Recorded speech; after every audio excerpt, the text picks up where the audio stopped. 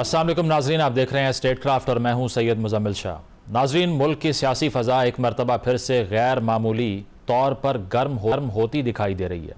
एक तरफ तहरीक इंसाफ के अंदर पुराने और नज़रियाती कारकुनान को दोबारा मुनज़्ज़म करने की बात सामने आई, जबकि दूसरी जानिब बानी PTI की जेल में मौजूदगी, उनसे मुलाकातों, सेहत और सियासी राब्तों के हवाले से भी अहम सवालात उठ रहे हैं। अडियाला जेल के सुपरिटेंडेंट की जानिब से सुप्रीम कोर्ट में जमा कराई गई रिपोर्ट ने इस मामले को मज़ीद अहम बना दिया है, जिसमें बानी PTI की सेहत, तिबी मुआयनों, अहलिया से होने वाली मुलाकातों और जेल मुलाकातों के हवाले से तफसीलात सामने आई हैं। इसके अलावा तहरीक इंसाफ ने भी लॉन्ग मार्च शुरू करने का ऐलान कर रखा है।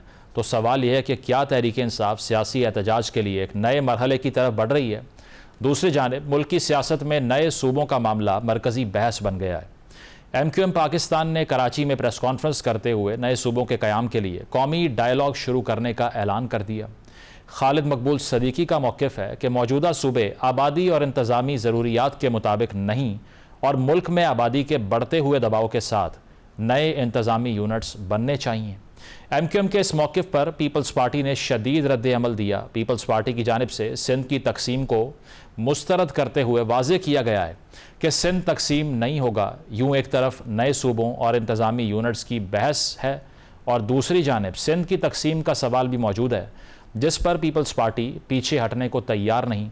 अब सवाल यह है कि क्या नए सूबों का मुतालबा वाकई इंतज़ामी ज़रूरत है या इसके पीछे गहरी सियासी कशमकश पाई जाती है, और अगर नए सूबे बनाने की बात आगे बढ़ रही है तो इसके सियासी, आइनी और इंतज़ामी असरात क्या होंगे? इस हवाले से वज़ीर आज़म के सियासी मुशीर राना सनाउल्लाह ने यह कहा कि नए सूबों के हवाले से फ़िलहाल कोई अमली मनसूबा मौजूद नहीं और महज सियासी बयानात या पॉडकास्ट के ज़रिए सूबे कायम नहीं किए जा सकते। इसके साथ साथ सूबों के दरमियान वसाइल की तकसीम भी सियासी तनाज़े की एक बड़ी वजह बन रही है। तो आज के प्रोग्राम में हम इन तमाम अहम सवालात पर बात करेंगे कि क्या मुल्क में नए सूबों की बहस वाकई इंतज़ामी इस्लाहात की ज़रूरत का नतीजा है या ये एक नई सियासी महाज़राई का आगाज़ है, और क्या सिंध में नए इंतज़ामी यूनिट्स की बात किसी काबिल अमल कौमी डायलॉग की तरफ जा सकती है। और इसके अलावा तहरीक इंसाफ की जानिब से मुमकिन लॉन्ग मार्च और सियासी सरगर्मियों में दोबारा तेज़ी मुल्क की पहले से कशीदा सियासी सूरत हाल को मज़ीद पेचीदा कर सकती है। इसी पर अपनी गुफ्तगू का आगाज़ करते हैं। वज़ीर आज़म के मुआविन ख़ुसूसी हुज़ैफ़ा रहमान साहब ज्वाइन कर रहे हैं। पीपल्स पार्टी के रहनुमा कादिर मंदोखेल साहब मौजूद हैं और तहरीक इंसाफ के रहनुमा बैरिस्टर शाहिद मसूद साहब ज्वाइन कर रहे हैं। आप तीनों का बहुत बहुत शुक्रिया।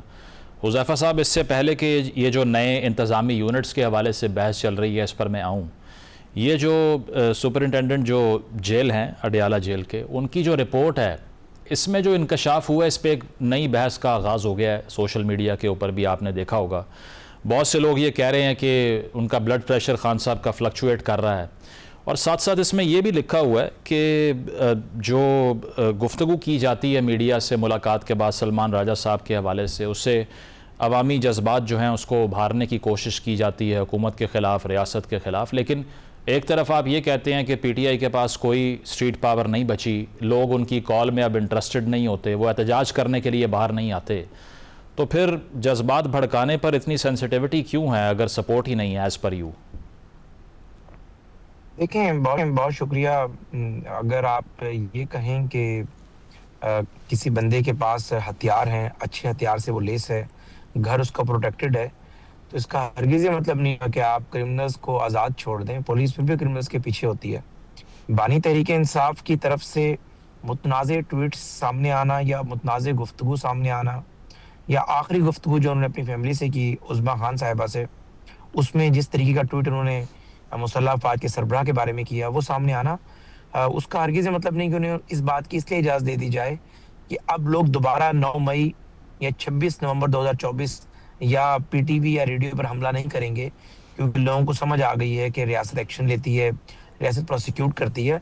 देखिए, ये चीज़ तो फैक्ट्स का हिस्सा है कि बानी तहरीक इंसाफ पुलिस कस्टडी में थे, तो 9 मई 2023 रौनुमा हुआ, और आपने देखा कि किस तरीके से जो है वो जो कुछ किया गया, रेस्ट इज हिस्ट्री। इसी तरीके से आप देखें, बानी तहरीक इंसाफ जो है वो जेल में थे और उन्होंने कहा कि 26 नवंबर 2024 की कॉल का पूरा उन्होंने मास्टर प्लान बना कर दिया, और उसके बाद आपने देखा कि शाहराह दस्तूर पर गोलियां चल रही थी। मैं इस बहस में नहीं जाऊंगा कि जो पुलिस एहलकार कितने शहीद हुए, या आम लोग उसमें कितना जो है वो कैजुअलिटीज हुई, मरने वाले या मारने वाले जो दोनों साइड पाकिस्तानी थे ना, उन्हें गुमराह किया गया कि आपने रियासत के खिलाफ खड़े हो जाना है। तो बात यह है कि स्टेट पावर अब भी हम ये कहते हैं कि तहरीक इंसाफ के पास अगर मौजूद है तो बानी तहरीक इंसाफ की रिहाई के लिए बार बार सोहेल अफरीदी साहब कॉल देते हैं। तो अडियाला के बाहर इनके अरकान पार्लियामेंट जो तकरीबन 600 या 700 के करीब हैं, टिकट होल्डर मिला लें तो तकरीबन 1000 बनते हैं, कोई यानी उसका 20% भी नहीं होते। तो जब सोहेल अफरीदी साहब कॉल देते हैं 5 अगस्त को, तो खाली केपीए के अंदर जो है 5 करोड़ आबादी का सूबा है, तो 5 लाख बंदा भी इकट्ठा नहीं होता। लेकिन इसका हरगिज़ ये मतलब नहीं कि बानी तहरीक इंसाफ को सिर्फ इसलिए हर तरह की गुफ्तगू की इजाज़त दे दी जाए, रियासत के खिलाफ हिजान फैलाने की, रियासत के खिलाफ कॉन्स्पिरेसी करने की। शाहिद साहब, आप क्या समझते हैं ये जो रिपोर्ट सामने आई है, इसके कंटेंट्स को अगर देखा जाए तो लिखा इसमें यह हुआ है कि 84 मीटिंग्स हो चुकी हैं उनकी और उनकी अहलिया की। इसके अलावा ये भी इस रिपोर्ट में जो सुपरिटेंडेंट है उनकी तरफ से एतराज़ किया गया कि जो सुप्रीम कोर्ट के ऑर्डर्स थे, जो हाई कोर्ट के ऑर्डर्स थे, उन सब के मुताबिक तो मुलाकात के बाद गुफ्तगू आपने नहीं करनी थी बाहर आके, लेकिन सलमान राजा साहब ने इसकी वायलेशंस की, फिर सलमान सफदर साहब की भी मुलाकातें हम करवा चुके हैं, और साथ साथ उनकी जो आँख है जिसकी हवाले से कहा जा रहा था कि बेनाई का उनको इशू है, तो वो तकरीबन हील कर चुकी है, ठीक हो चुकी है।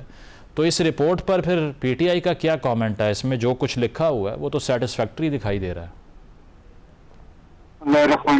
Thank you so much Muzammil साहब for inviting me your show. देखिए, बड़ी तशवीशनाक सी सूरत हाल है। जिस तरह की रिपोर्ट आई बड़ी अलार्मिंग है, बड़ी कंसर्निंग है पाकिस्तान के। और उसकी बुनियादी वजह ये है कि जो ब्लड प्रेशर है 140/, दैट इज नॉट नॉर्मल। और डॉक्टर ने, अगर मैंने वो सही तरह पढ़ी है, तो एंजियोग्राफी भी डॉक्टर ने जो है वो एडवाइस की है कि और एक आंख का जिक्र है, दूसरी आंख का जिक्र नहीं है। और साथ साथ जो मेडिसिन वगैरह जो की गई है वो रिलैक्सेंट है, मसल रिलैक्सेंट है उनके, इसके ऊपर बड़ी तशवीश है पाकिस्तान तहरीक इंसाफ को। बेलसूस जो पिछले 1 साल से हमारी मुलाकात नहीं होने दी जा रही। देखिए, हम ये नहीं कहते अगर इनको कुछ सियासी मामला के अंदर इश्यूज है तो हम तो कहते हैं क्या इमरान खान साहब का वो बुनियादी आईनी कानूनी हक क्या जेल मैनुअल के अंदर लिखा नहीं हुआ, हम कहते हैं उनकी फैमिली को मिलने दिया जाए, क्या उनका आईनी कानूनी हक नहीं है? और specially under the given circumstances यहाँ पे उनके हेल्थ के ऊपर अब इनकी रिपोर्ट्स ने ही जो है वो सीरियस किस्म के कंसर्न शो किए हैं। तो अब तो इन हालात के अंदर बामहाला बहुत जरूरी है कि ये मुलाकात करवाई जाए, जो कि आइन और जो कि सरीहन इस्लामाबाद हाई कोर्ट के 2 रुकनी बेंच के फैसले के मुताबिक हो। आज अगर मुलाकात नहीं हो रही तो वो तवीन अदालत हो रही है इस्लामाबाद हाई कोर्ट की।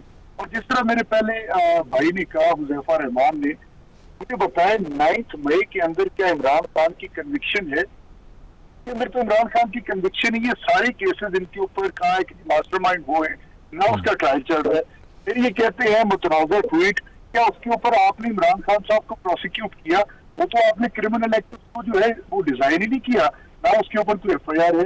तो इस तरह की बातें ना करें, ये लोगों को आप गुमराह करने नहीं। उसमें शायद साहब उनका वो कहते हैं कंसर्न ये है, मुलाकात करा दी जाती है, फिर बाद में मीडिया टॉक में उसे कन्वर्ट कर दिया जाता है, फिर रियासत के इदारों को टारगेट किया जाता है, तो बहुत ही रिस्की मैटर हो जाता है बिकॉज आप लोग इसको अवॉइड नहीं करते। That's what they are saying. Muzammil साहब, पिछले दिनों सलमान अकरम राजा साहब ने भी और सुहेल खान साहब ने हमने कॉल दी, कॉल के अंदर उन्होंने कहा कि अगर ये कुछ हो जाएगा तो हम इसको रिकंसिडर करेंगे अपनी कॉल को।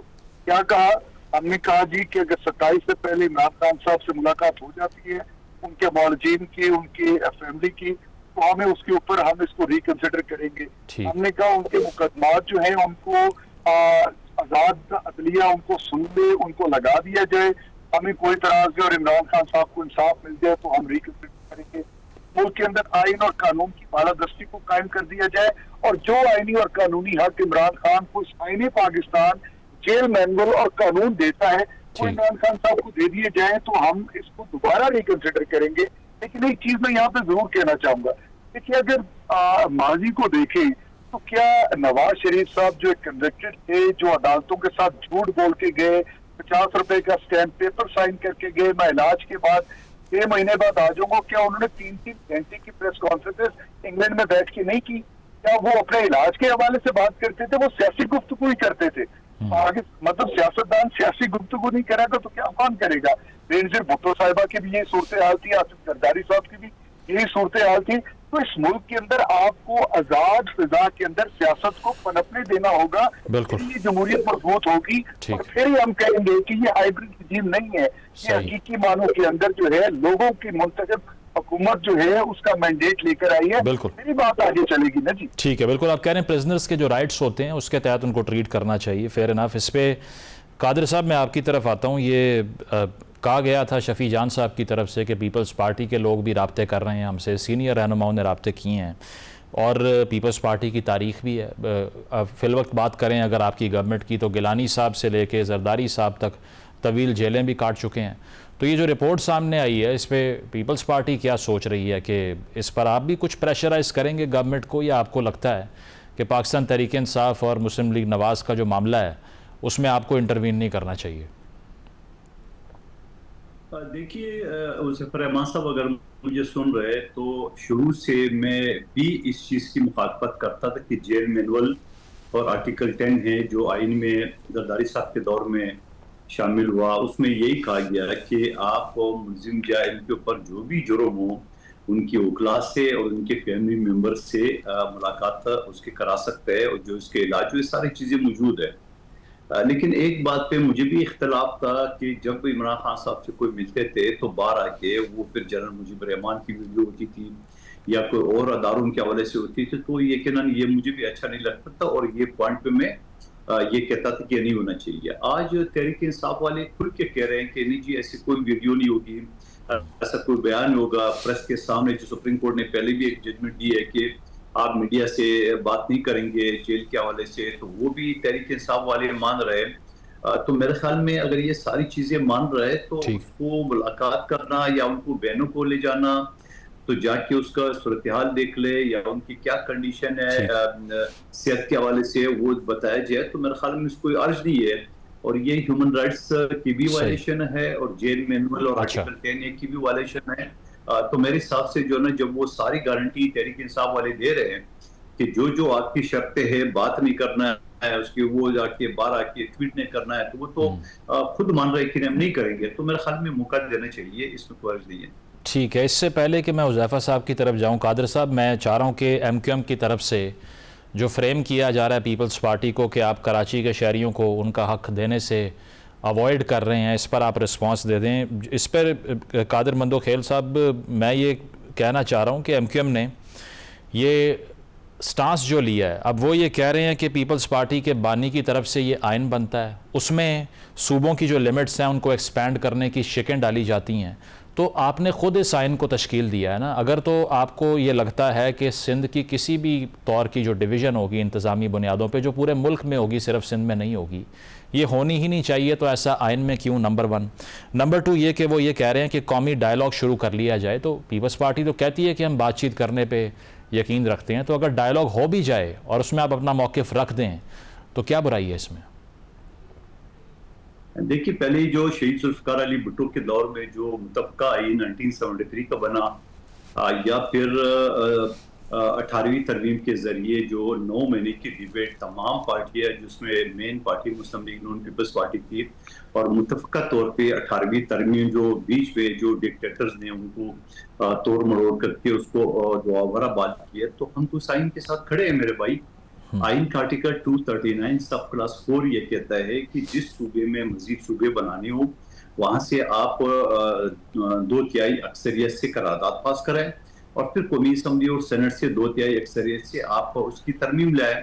और ये प्रोसेस ऑलरेडी पंजाब में करारदाद पास हो चुकी है, जनूबी पंजाब और बालपुर सूबे के लिए, और पुख्तनख्वा में अभी रिसेंटली कोई 1-2 महीने पहले ये करारदाद पास हुई और माजी में भी 2-3 मरतबा पास हो चुकी है कि हज़ारा सूबा बनाया जाए। बलूचिस्तान में ऐसा कोई करारदाद आई नहीं है, लेकिन अगर वहाँ भी आ जाए करारदाद तो उस करारदाद पास होने में मिनट भी नहीं ले गए। उसकी वजह ये कि वहाँ पश्तून और बलूच अलग अलग उनके हल्के है के इलाके है और वो मुदाखलत नहीं करते और वो एक दूसरे से अभी तक तो रह रहे, अगर वो अलग होना चाहे तो एक किसी को भी एतराज नहीं है। यहाँ कराची में या सिंध में यहाँ थोड़ा सा उल्टा सिस्टम है। उल्टा ये मैं कहूँगा कि बजाय करारदाद 2/3 मेजॉरिटी से सूबे के अंदर सूबे बनाना, उल्टा कई मरतबा 2/3 मेजॉरिटी से करारदाद पास हो चुकी है कि यहाँ कोई सूबा नहीं बनेगा। तो मेरे भाई अब ये बताएं कि मैं उस आइन के साथ खड़ा रहूं या इन 2 नंबरियों के साथ जो फॉर्म 47 के तहत है। डायलॉग होने से क्या एतराज है? मैं ये पूछ रहा हूँ, डायलॉग होने से क्या एतराज है?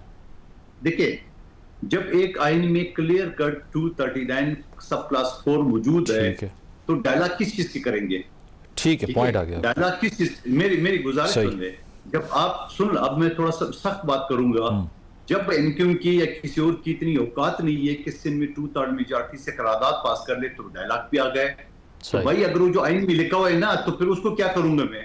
ठीक, फिर ये जो कहते हैं कि रेफरेंडम हो जाए, भाई आपको जो आइन में लिखा गया है, जो आपने हवाला दिए भुट्टो साहब का या 18वीं तरमीम का, उसमें तो क्लियर कट यही लिखा हुआ है कानून। जो ये मेरे 2 भाई जो खुद भी वकील है, ये मुतफिक होंगे कि ये बात सही है। सही। अब जब आपकी औकात नहीं है 2/3 मेजॉरिटी में, एमक्यूएम की बात करूं 2/3 मेजॉरिटी से यहाँ करारदाद पर, तो आप कह रहे डायलॉग करो। तो भाई मेरी बात सुनो, डायलॉग जो पिछले 40 साल से आप वफाकी हुकूमत के हिस्सा हो, आज भी 2.5 साल से फॉर्म 47 के तहत आप वफाकी वज़रा बैठे हुए एक अस्पताल और एक कॉलेज के, आपने 2.5 साल मुस्तफा कमाल ने, मेयर और इनको और शहबाज शरीफ साहब का एक NA 242 एक जो है ना वो अस्पताल नहीं बना सका, एक स्कूल नहीं, एक रोड एक गली उसने जरूर स्टार्ट की है जिसकी लंबाई स्टेडियम हम 1.5 अरब की लागत से बना रहे, उसके सामने गली बना रहे और दिन में 75 उसकी टिकटॉक करते हैं। तो मैं ये समझ रहा हूँ तो कराची आपको इतना अजीज है, यकीनन अजीज होना चाहिए सबको, जो लोग रहते हैं। आप 40 साल से वफाक में हो, 40 साल में आप मुझे बताओ कराची को दिया क्या? सिवाय खून खराबे का, सिवाय कत्ल गारत का, सिवाय ड्रिल मशीने का, सिवाय चाइना टेक्नोलॉजी के। अब आप जिस तालीम में खा रहे हो उसी में चेक कर रहे हो। चलिए, मौक़िफ़ आ गया। बिल्कुल ठीक है, प्रोग्राम में एक ब्रेक शामिल करते हैं, ब्रेक के बाद वापस आएंगे। Stay with us. Welcome back नाज़रीन, डिस्कशन को कंटिन्यू करते हैं। हुज़ैफ़ा साहब, आपने सुना पीपल्स पार्टी का जो इस पर मौक़िफ़ है। अब क्योंकि एमक्यूएम काफ़ी सरगर्म है इस इशू को लेकर, और हमने तो ये भी सुना था कि पिछली तरमीम जब हुई है तब भी उन्होंने आपसे ये गारंटी ली थी कि जब नेक्स्ट अमेंडमेंट आएगी तो उसमें लोकल बॉडीज़ के लिए और हमारे लिए कुछ करना है आपने।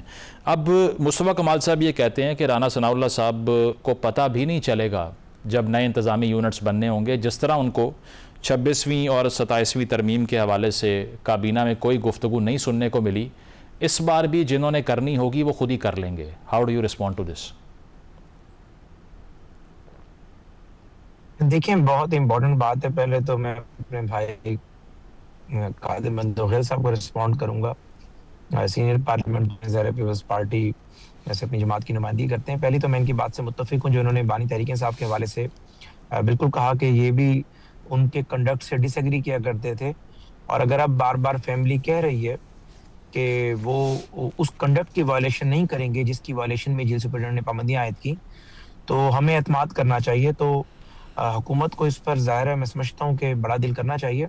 जो ही जेल सुपरिटेंडेंट अपनी रिकमेंडेशन भेजता है, जो कि ज़ाहिर है अगर ये आपके टॉक शोज में डिस्कस हो रही है, तहरीक इंसाफ लामहला इसके ऊपर कोर्ट ऑफ लॉ में भी दोबारा जाएगी, तो जेल सुपरिटेंडेंट ने अगर इस पे इत्तफाक किया या इवन की हुकूमत की राय भी मांगी होम डिपार्टमेंट की, तो हमारी राय वही होगी जो कादिर मंदोखेल साहब की राय है कि बिल्कुल आर्टिकल 10 और फंडामेंटल राइट्स की वायलेशन नहीं होनी चाहिए। दूसरी बात, कादिर मंदोखेल साहब चूंकि कराची से ज़ाहिर सिंध की नुमाइंदगी कर रहे हैं और जिस हल्के से मुस्तफा कमाल हैं उस हल्के से ज़ाहिर इनको हमेशा एक भारी मैंडेट मिलता है। गो इस दफ़ा इनकी अपनी शिकायत हैं कि असल फॉर्म 45 में ये जीते हुए थे, फॉर्म 47 से मुस्तफा कमाल को जितवा दिया गया।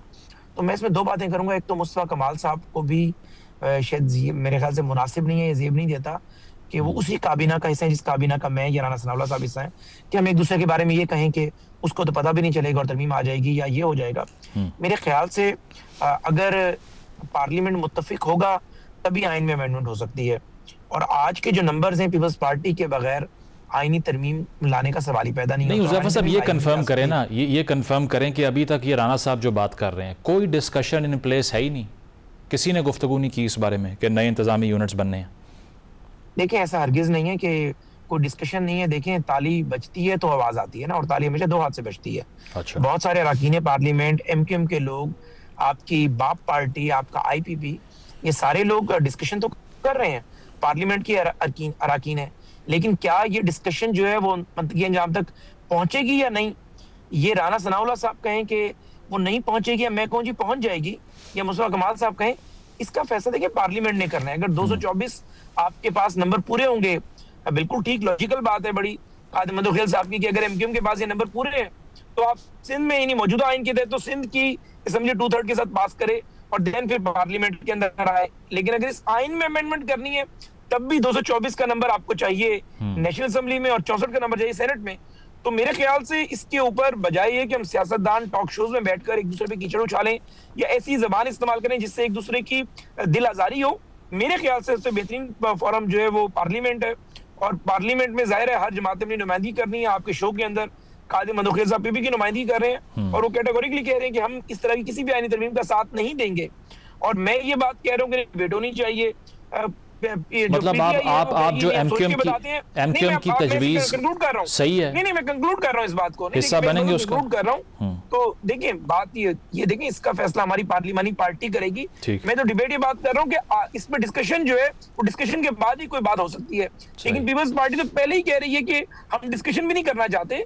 तो अगर पीपल्स पार्टी डिस्कशन नहीं करेगी तो मेरे ख्याल से कोई खुदाई ताकत के जरिए तो नहीं वो नंबर पूरा हो सकता 224 का। पीपल्स पार्टी के वोटों के बगैर सिंपल मेजोरिटी भी बड़ी मुश्किल से पूरी होती है, तो 224 का नंबर पूरा होना तो बहुत मुश्किल बात। पॉइंट आ गया, बिल्कुल। शाहिद साहब, आप क्या समझते हैं पाकिस्तान तहरीक इंसाफ को लेकर? एक नैरेटिव ये है कि नकवी साहब का जो बयान था कि सिस्टम फेल हो गया और नए इंतज़ामी यूनिट्स चाहिए, ये वही बात है जिस पे पीटीआई भी बिलीव करती है। तो अगर ये चीज़ मूव होती है आगे और जिस तरह से एमक्यूएम भी कह रही है, तो आप एमक्यूएम वाले कैंप में दिखाई देंगे? क्योंकि वैसे तो हज़ारा सूबे की भी एक तहरीक है, तो उस पर आपका क्या मौक़िफ़ है? और दूसरा ये कि अगर इसको रजिस्ट किया जाता है तो कोई राब्ता हुआ है आपसे कि इस हवाले से कोई कंसेंसस डेवलप करने के लिए पीटीआई की भी सपोर्ट चाहिए हमें? देखिए मुजम्मिल साहब, दो तरह से मैं इस सवाल का जवाब आपको, एक तो जो पहले बात कादिर साहब ने की जिसके अंदर उन्होंने आर्टिकल 239 का का हवाला दिया, तो अगर आइन और कानून के मुताबिक तो सारी जो रेलेवेंट असेंबलीज हैं उनसे आप के साथ इसको पास करवाना है और उसके बाद आपने नेशनल असेंबली और सेनेट। अब जो नेशनल असेंबली और सेनेट के अंदर जो रिप्रेजेंटेशन है, जो मैंडेट है, उसके ऊपर ये इत्तेहादी जमातें को आड़े हाथों लिए बैठी हैं।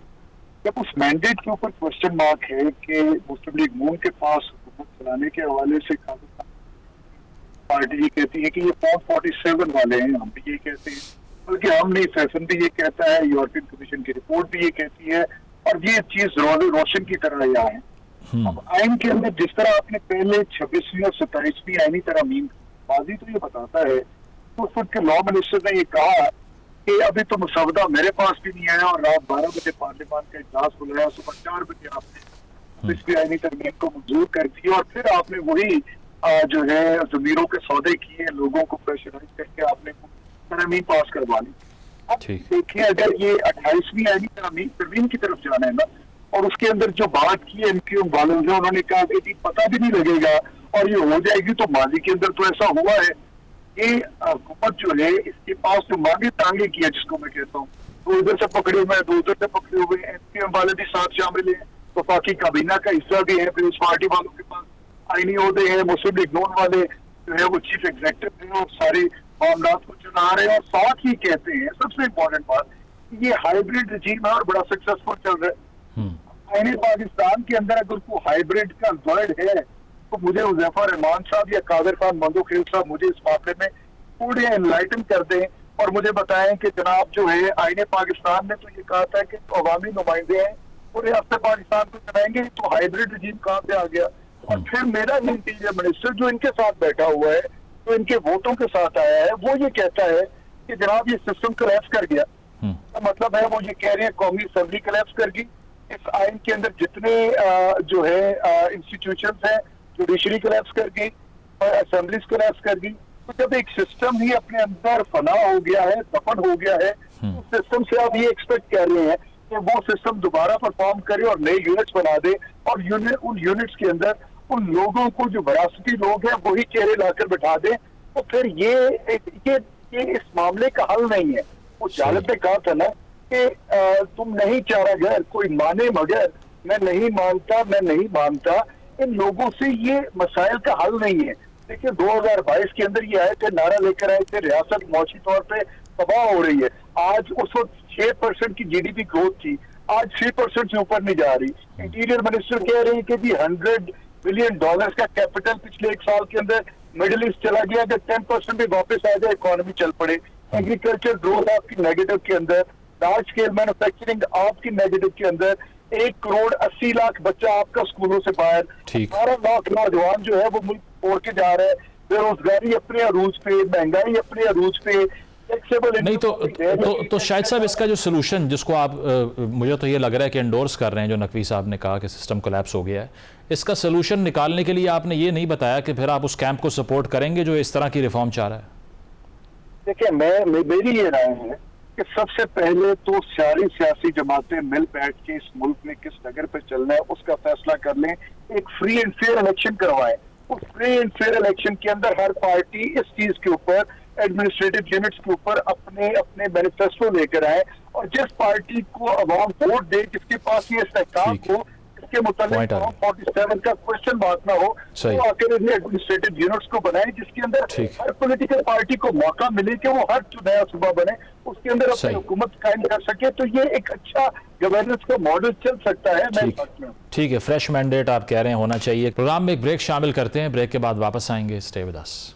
वेलकम बैक नाजरीन, पैनल हमारे साथ मौजूद है, डिस्कशन को कंटिन्यू करते हैं। कादिर साहब, अब मैं 2 कमेंट्स पे आपका रिस्पांस चाह रहा हूँ। पहला तो ये कि पीपल्स पार्टी की आपने पोजीशन वाजे की, कमर जमान कायरा साहब भी आपकी पार्टी के सीनियर मेंबर हैं, कहते हैं कि नए सूबों की बहस शुरू होना अच्छी बात है, इख्तियारात की तकसीम का बहुत बड़ा मसला है, कोई भी पार्टी निचली सतह पर मैंडेट देने को तैयार नहीं है। तो अगर कोई भी पार्टी कह रहे हैं पीपल्स पार्टी भी उसमें शामिल होगी, तसव्वुर हम ये करें कि पंजाब की लीडरशिप कहीं और खड़ी है, नंबर 1। नंबर 2 ये कि इसका भी जवाब दे दें, मुस्तफ़ा कमाल साहब ने कहा कि पीपल्स पार्टी वहाँ जाके नाराज़ हो जहाँ से ये फैसले होने हैं, क्योंकि जिन्होंने करवाने हैं वो करवा लेंगे, इसीलिए ये सारी तनकीद हम पर आप ना करें। What is your response to this? देखिए, पहले न तो तर्जुमान कमर जमान कारा साहब है पीपल्स पार्टी का, न मैं हूँ, और मैं हमेशा पार्टी के अंदर भी उनसे इख्तलाफ रखता हूँ उनके बयानात का। ये बात मेरी पार्टी, मेरी क़यादत को अच्छी तरह पता है, नंबर 1 बात। दूसरी बात ये कि मेरे ख्याल में इतनी काफ़ी है, ज़्यादा मेरी बात करूँगा उसके ऊपर। दूसरी बात ये कि राना सनाउल्लाह साहब की बात को जो के ऊपर जो मुस्तफ़ा कमाल साहब का मैंने वो देखा था वो वीडियो, तो आप मुझे बताओ कि मुस्तफ़ा कमाल साहब का और मोहसिन नकवी साहब की बात में क्या फ़र्क है? दोनों ही अपनी काबीना को, अपनी हुकूमत को वो क्या समझ रहे हैं, मैं वो अल्फाज नहीं बयान करूंगा, वो दोनों क्या समझ रहे हैं। यानी राना सनाउल्लाह को पता भी नहीं चलेगा और ये होगा। मेरे भाई, यहाँ जब मुल्क में डिक्टेटरशिप आई है, चाहे वो फील्ड मार्शल अयूब खान को, जनरल ज़ियाउल्लाह को, जनरल मुशर्रफ को, तो वो 2/3 मेजॉरिटी से या काबीना से पास नहीं हुए, वो आए।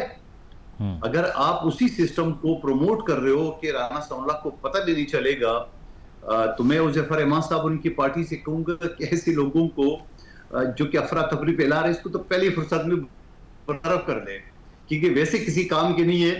2.5 साल ये वजारत सिर्फ एंजॉय करे और कुछ नहीं कर रहे। तो मैं ये समझ रहा हूँ कि थोड़ी सी डिसिप्लिन की जो है ना वो ख्याल वज़ीर-ए-आज़म साहब को रखना होगा अपनी वज़रा के बारे में, जो इस तरह बयानात दे रहे हैं। तो आप मुझे बताओ उसका क्या मतलब है कि राना सनाउल्लाह को पता भी नहीं चलेगा? तो मेरे भाई, ये तो फिर कोई और इशारा करे ना, तो इसका मतलब भी ये हुकूमत, ये काबीना, ये सारी चीजें जो बेसूद है, ठीक है, मैं ज्यादा सख्त अल्फाज नहीं अदा करूं उसके हवाले से, बेसूद है।